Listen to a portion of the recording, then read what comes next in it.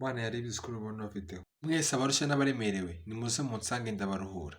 Yesu yavuze rino jambo kuko yari abizi neza yuko hari abantu benshi baba barushye ndetse banaremerewe. Ushobora gusanga muri kano kanya nawe uri muri abo bantu.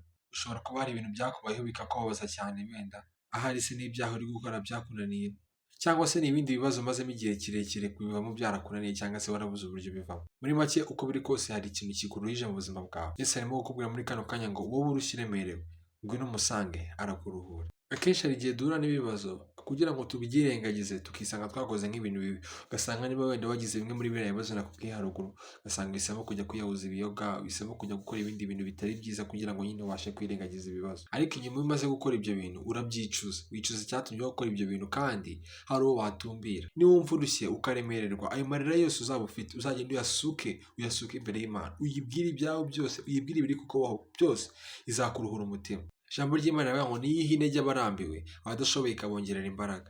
Imana yakongerera imbaraga, ariko nawe wahisemo kuyitumbira. Ntukihebe, kuko niwiheba ibyo ari byo Satani azaba ashaka yuko wiheba, wumve nyine ko Imana nta kimaze, ariko nawe ntugatume Satani atsinda. Ahubwo tumbira Imana abe ariyo ukurikira. Ndakwizeza 100% yuko numwegera ukamusanga uremerewe, ndakubwiza ukuri 100% mbihagazeho, azakuruhura umutima. Reka dusange Yesu Kristo kuko niwe wenyine twabasha kuririra akatwumva ndetse akaturuhura imitima yacu. Shalom. Si ukuruhura umutima gusa, ahubwo na bya bibazo ufite igihe kizagera bigukuremo, kuko nawe azaba yabonye ko uko byagenda kose wamugumyeho, wamutumbiriye.